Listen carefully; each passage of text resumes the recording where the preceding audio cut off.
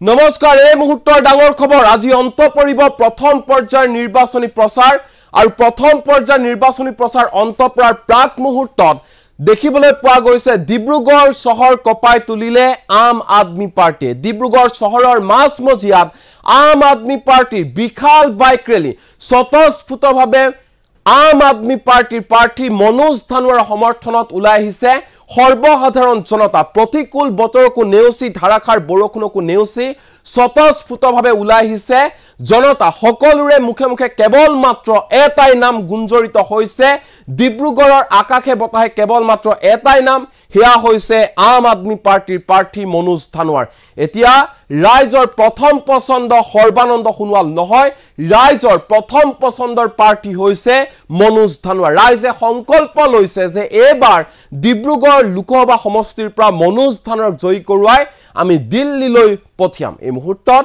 এই ডাঙৰ খবৰ লৈ আহিছে নিটক্সৰ দৰ্শকৰ বাবে এই মুহূৰ্তত জনাই আছো এই ডাঙৰ খবৰ ডিব্ৰুগড়ৰ মাছমজিয়া কপাই আম আদমি পাৰ্টিৰ বিশাল বাইক ৰেলী প্ৰচণ্ড বৰষুণকো নেওচি আম আদমি পাৰ্টিৰ বিশাল বাইক ৰেলী ধুমুহা গতিৰে চলিছে আপ প্ৰাৰ্থী মনোজ ধানোৱাৰৰ নিৰ্বাচনী প্ৰচাৰ ডিব্ৰুগড় চহৰত হাজাৰ হাজাৰ সমৰ্থকক লৈ ৰেলীত অংশগ্ৰহণ কৰিছে আম আদমি পাৰ্টিৰ প্ৰাৰ্থী মনোজ ধানোৱাৰ দিল্লীৰ আম আদমি পাৰ্টিৰ বিধায়ক দিলীপ পাণ্ডে আকৰ্ষণীয় হৈ পৰিছে ডিব্ৰুগড় লোকসভা সমষ্টিৰ নিৰ্বাচনী ৰণ ব্যাপক জনসমৰ্থন লাভ কৰি শক্তিশালী হৈ উঠিছে আম আদমি পাৰ্টিৰ প্ৰাৰ্থী মনোজ ধানোৱাৰ ৰাইজৰ হুংকাৰ এবাৰ মনোজ ধানোৱাৰৰ জয় নিশ্চিত এবাৰ সৰ্বানন্দ সোণোৱালৰ পৰাজয় নিশ্চিত সৰ্বানন্দ সোণোৱাল নহয় ৰাইজৰ প্ৰথম পছন্দৰ প্ৰাৰ্থী হৈছে আম আদমি পাৰ্টিৰ প্ৰাৰ্থী মনোজ ধানোৱাৰ আৰু এই মুহূৰ্তত কেতবোৰ দৃশ্যাংশ দেখুৱাইছে নিটক্সৰ দৰ্শকক চাওক কি ধৰণে আচলতে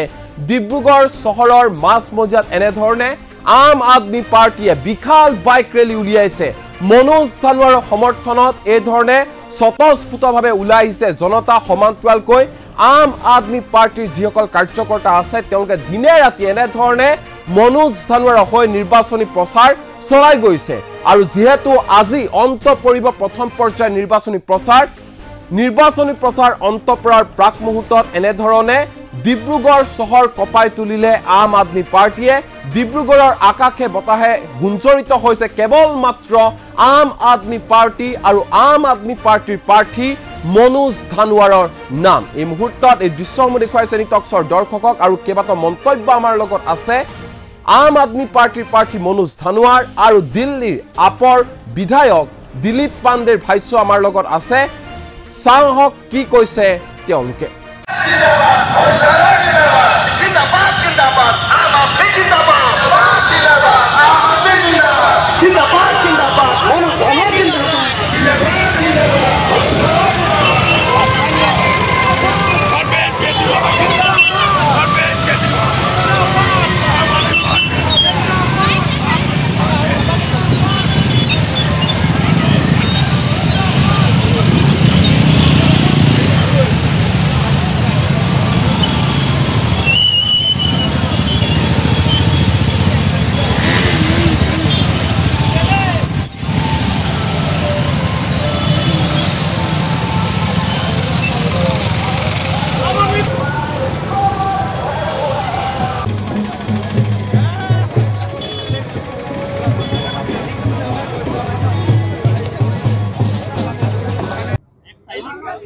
पिछले एक महीने में दूसरी बार आया हूँ डिब्रूगढ़ के अंदर मनोज धनोवर जी के लिए प्रचार करने और कम शब्दों में कहें तो पिछली बार से इस बार में डिब्रूगढ़ में पूरा खेल पलट चुका है भारतीय जनता पार्टी के पिछले 2 सांसदों के निकम्मेपन से डिब्रूगढ़ के लोग परेशान हैं डिब्रूगढ़ के लोगों ने देख लिया कि किस तरह से भाजपा ने अपने सांसदों के टिकट काट के ये मैसेज क्लियर कर दिया कि उनके सांसदों को वोट करने लायक नहीं है प्रत्याशी बदलने का मतलब ही यही है कि भारतीय जनता पार्टी ने अपना निकम्मापन स्वीकार किया है कल हम डिगबोई के अंदर रोड शो कर रहे थे डिगबोई मार्केट के अंदर भारतीय जनता पार्टी के इशारे पर आम आदमी पार्टी के झंडे फाड़े गए तोड़े गए जो भाजपा की तानाशाही को भारतीय जनता पार्टी की गुंडागर्दी को दिखाते हैं पूरे मार्केट में लोगों ने देखा कि कैसे भाजपा के फ्लैग्स को छोड़ के आम आदमी पार्टी के फ्लैग्स को फाड़ा जा रहा है तोड़ा जा रहा है जो इस बात को दिखाता है कि भारतीय जनता पार्टी हार के डर से बौखला गई है और तानाशाही गुंडागर्दी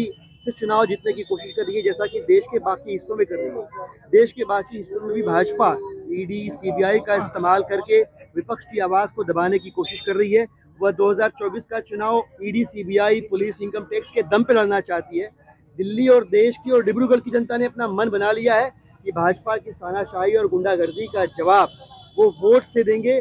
भारतीय जनता पार्टी के निकम्मेपन का जवाब वो डिब्रूगढ़ के अंदर बदलाव के जरिए देंगे और 19 तारीख को ईवीएम मशीन पे 1 नंबर का बटन दबा के वो डिब्रूगढ़ को मनोज धनोवर जी को जिता के डिब्रूगढ़ को तरक्की के रास्ते पर लेकर जाएंगे। भाजपा कह रही है कि 400 पार, उनको पहले कैसे पता चल जाता है? देखिए ये जुमलेबाजों की पार्टी है और ऐसा एक बार नहीं हुआ है।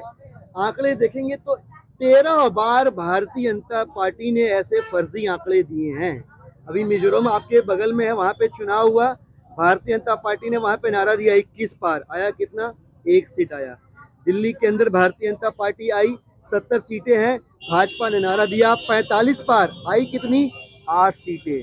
आप जाइए कर्नाटक के अंदर कितनी सीटें हैं? 224। भारतीय जनता पार्टी ने नारा दिया 105 पार, आई कितनी? 66 सीटें। तो देखिए, आप जब भी खेल हो रहा होता है ना, क्रिकेट का, फुटबॉल का, कोई भी खेल, जो टीम हार रही होती है वो बेईमानी करती है, वो झगड़ा करती है, वो झूठ बोलती है, वो तानाशाही करती है, वो गुंडागर्दी करती है। ये जीतने वाली टीम के लक्षण नहीं है, ये हारने वाली टीम के लक्षण है। देश की जनता और डिब्रूगढ़ के लोग समझ चुके हैं कि इस बार भाजपा के जुमलों में नहीं फंसना है। ये 400 पार वाले जो है ना, 200 पार कर ले तो भी बहुत बड़ी बात होगी। ये 50% से भी डाउन जा रहे हैं। ये उनकी बौखलाहट से, उनकी बेचैनी से पता चलता है। डिब्रूगढ़ के लोगों ने इस बार मन बना लिया है, ईवीएम मशीन पे जो 1 नंबर का नाम है मनोज धनोवर जी का, उसको 1 नंबर पे लेके आएंगे। और सारे लोग अरविंद केजरीवाल जी की जो पॉलिसीज है, उनकी जो नीतियां हैं, दिल्ली और पंजाब के लोगों ने जिन नीतियों का स्वागत किया, बिजली, पानी, स्कूल, अस्पताल की जो नीतियां हैं, लोगों की जिंदगी को बेहतर बनाने की जो नीतियां हैं, उन नीतियों के साथ मनोज धनोवर जी के साथ आगे चलने को तैयार है। बीजेपी ने चुनावी इश्तेहार में बिल्कुल सटीक सवाल किया आपने। असम के अंदर भी भारतीय जनता पार्टी ने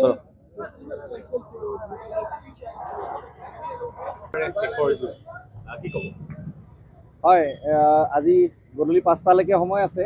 তথাপিও আমাৰ কৰ্মকৰ্তাসকলে প্ৰতিটা মুহূৰ্তই কি ধৰণে আমি কেম্পেইনিঙত ব্যৱহাৰ কৰিব পাৰোঁ। যদিও আজি বহুত ডাঙৰ বৰষুণত তিতি মেলি হ'লেও আজি প্ৰায় 400-500 বাইক ইয়াত গোট খাইছে বাইক ৰেলী কৰিবৰ কাৰণে।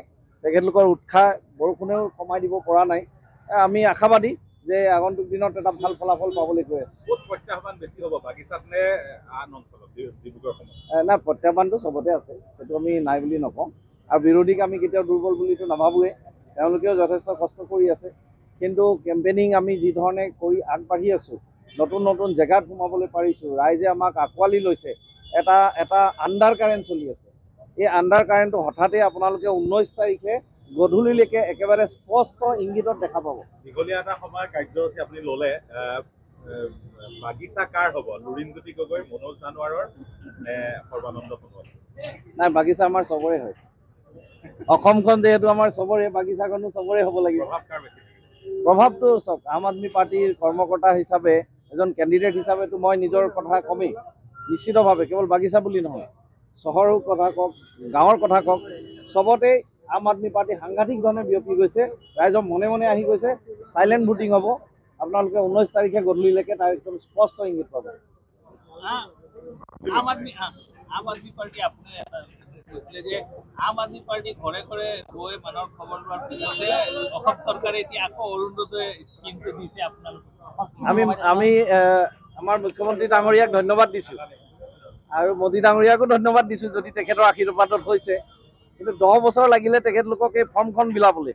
যেতিয়া আম আদমি পাৰ্টিয়ে গৈ ঘৰে ঘৰে প্ৰচাৰ কৰি দিলে যে 5 গৰাকী মহিলাক যদি অৰুণোদয় আঁচনি দিছে, 100 গৰাকীক বঞ্চিত কৰিছে, এই কথাটো যেতিয়া চাৰিপিনে বিয়পি গ'ল, তেতিয়া তেওঁলোকে গৈ এতিয়া ঘৰে ঘৰে ফৰ্ম বিলাবলৈ আৰম্ভ কৰিছে। যিয়ে নহওক, আম আদমি পাৰ্টি বা ঝাৰুটোত কিমান শক্তি আছে স্পষ্ট বুজা গৈ আছে।